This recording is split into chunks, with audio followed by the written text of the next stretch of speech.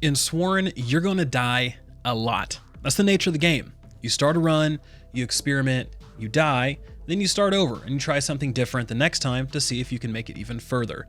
It's why these types of games are so enjoyable. It's also why some players choose to avoid them. Now, before we get too far, I would like to thank Team 17 for sponsoring this video.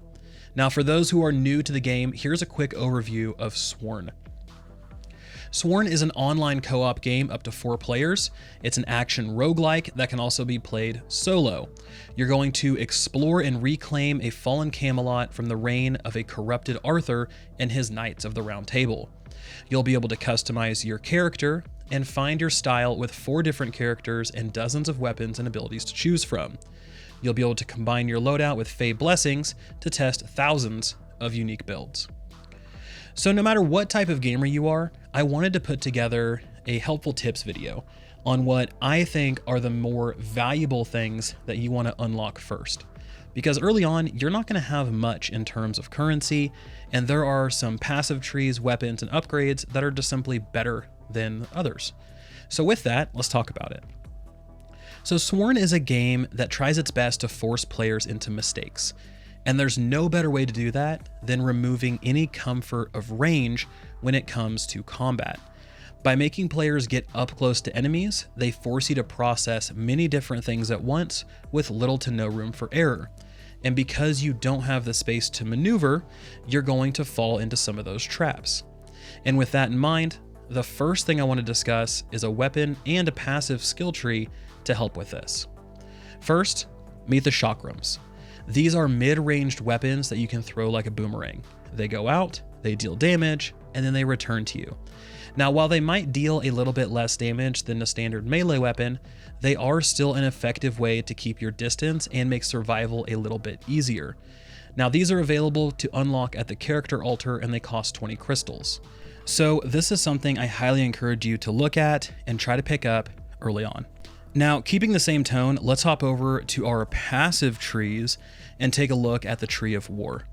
Now, this tree is all about mobility and dodges, which you are going to need a lot early on. So as a new player to Sworn, you aren't going to understand many of the mechanics of enemies, bosses, and Knights of the Round Table quite yet. And with that, you're going to be using your dodge often and also be running around all over the place to avoid attacks. The War Tree increases your movement speed and gives you more dodge charges to help provide a cushion to newer players. The cost to unlock this tree is 20 crystals, and unlocking the first 2 minor nodes and major node is 20 Grail Water and 1 Emerald, which is pretty manageable even if you die the first few runs. So now that we have range, let's talk about the next bonus we want to focus on, wealth.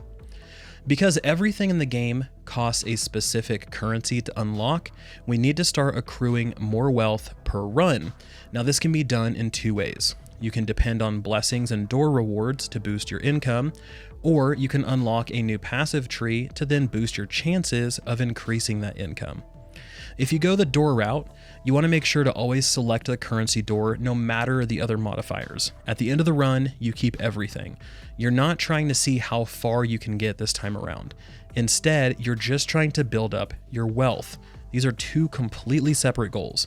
You want to invest now so you can make deeper runs later. If you go the passive tree route, then we're going to give the top right treasure tree a look.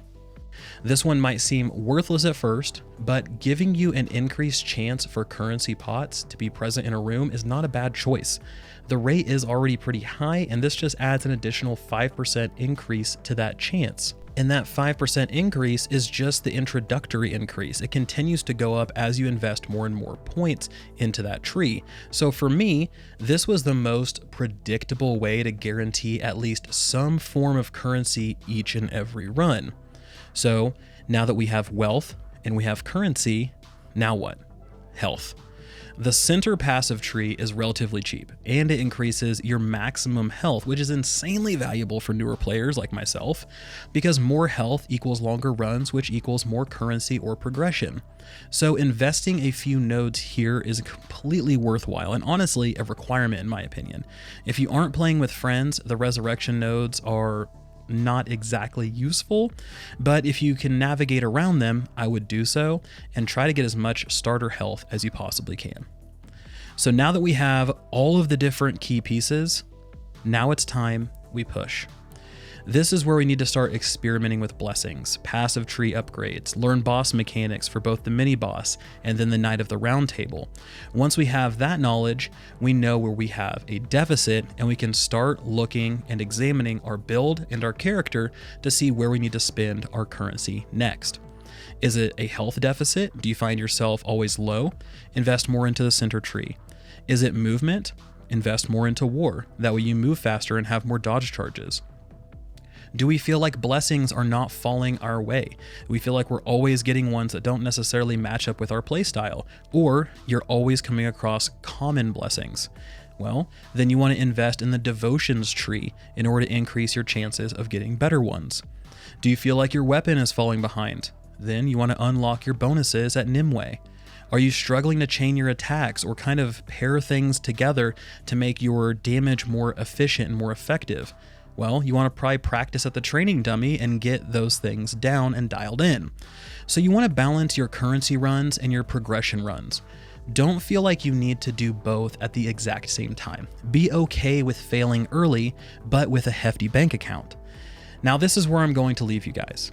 Those initial unlocks are the most valuable for each type of player in my opinion, but once they're done, it falls into the player's hands. It's up to you guys to figure out where you need to spend that next chunk of change that you come across. Is it going to be your weapon, your health, movement, or do you just need to practice a little bit at the training dummy? I've had to do all of them in my time so far with the demo, so don't feel like you're, at a deficit or a disadvantage compared to other players. Everyone progresses differently, everyone grows differently, so keep that in mind.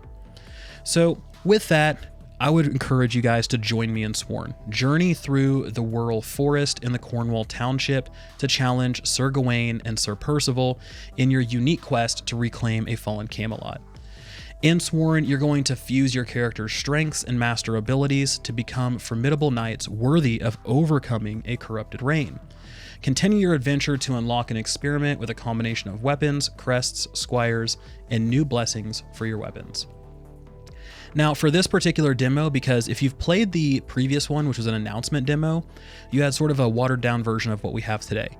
So for this demo, we now have a second biome. So you have biome 1 and biome 2.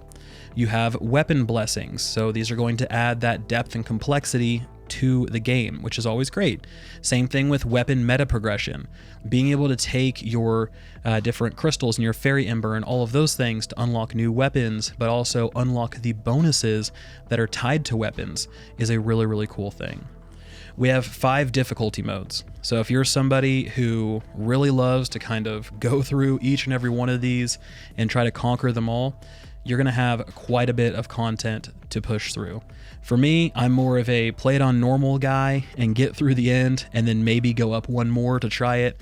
But I know there's some people out there. I mean, people are beating, Elden Ring and Dark Souls with bananas and DDR pads. So there is definitely a market for increased difficulty for players. Now, they also added an end of run scorecard.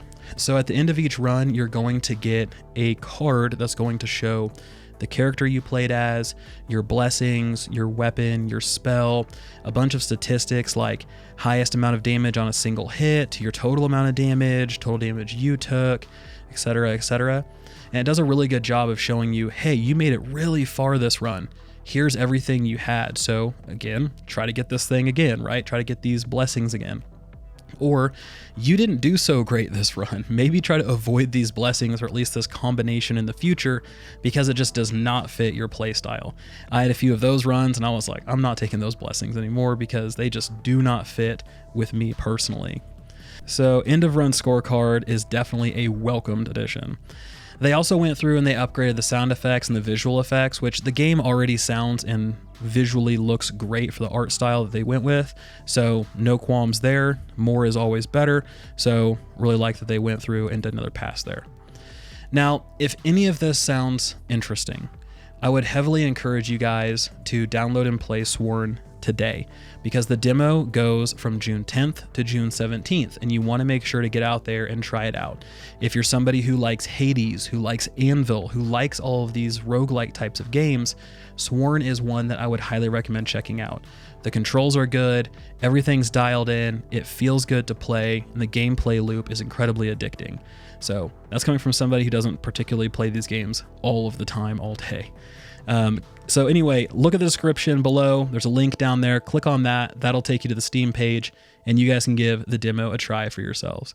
Thank you guys so much for watching. This has been Vulkan, and I'll talk to you next time.